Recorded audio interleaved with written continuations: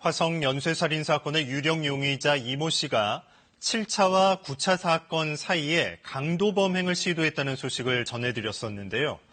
연쇄살인범이 범죄의 성격이 다른 강도 범죄를 시도할 가능성은 낮기 때문에 연쇄살인을 시도하다 실패한 것이 아닌지 의심해봐야 한다는 지적이 있습니다.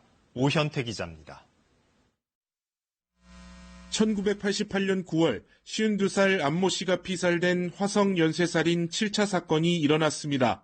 사건 발생 1년이 지난 89년 9월 유력 용의자 이모 씨는 수원에서 강도 행각을 벌이려다 구속됐습니다. 당시 판결문을 보면 이 씨는 새벽 1시가 다 된 시간에 흉기와 장갑을 챙겨 수원의 한 주택에 침입했습니다.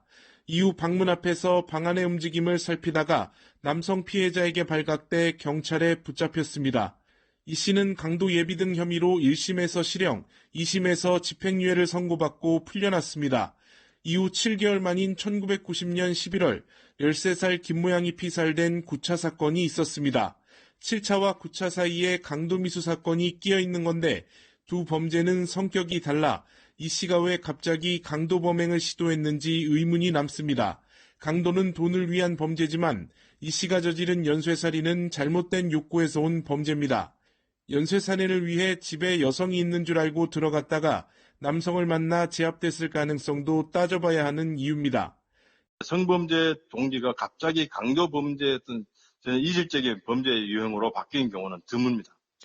이와 관련해 경찰은 이 씨가 군에서 제대한 1986년 1월부터 처제 살인 사건이 벌어진 1994년까지 이 씨의 여죄와 행적 등을 살펴보고 있습니다.